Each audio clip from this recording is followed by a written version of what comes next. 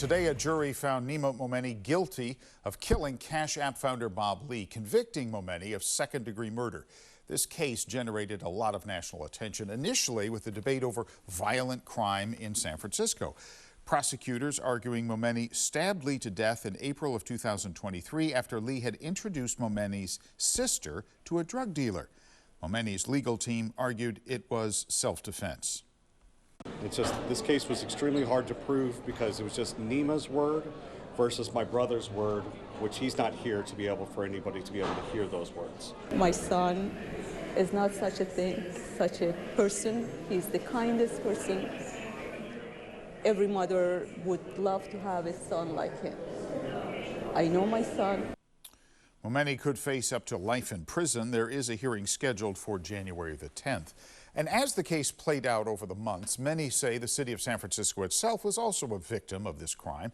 Following Bob Lee's murder, the city's reputation took a hit in both the national and even the international media. ABC 7 News reporter Tim Johns takes a look at the damage done and how city leaders are hoping this verdict proves the critics wrong. San Francisco District Attorney Brooke Jenkins triumphant Tuesday after Nima Momeni was found guilty of the murder of Bob Lee. Jenkins taking time to thank her team, but also to call out some of the high-profile people who used the crime to bash San Francisco. The DA specifically mentioning tech billionaire Elon Musk, who tweeted about the attack to his millions of followers in 2023. Back then, Musk speculated it was a random attack by a repeat offender. And we knew it was something different. And I think today proved once again that we are a city committed to accountability. We are a city committed to public safety.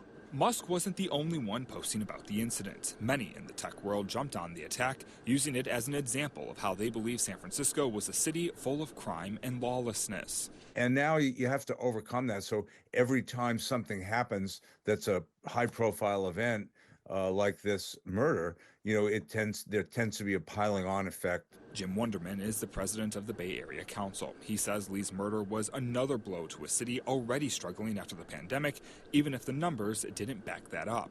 Data from the FBI and local police departments shows that San Francisco has one of the lowest homicide rates of any major city in the country, a trend that's been happening for years. While the justice system is, of course, designed to be fair, people like San Mateo County District Attorney Steve Wagstaff say high-profile trials like this one add an extra layer of pressure on everyone involved, something that Wagstaff says San Francisco DA Brooke Jenkins surely felt. Of course, she wants justice. That's her number one goal.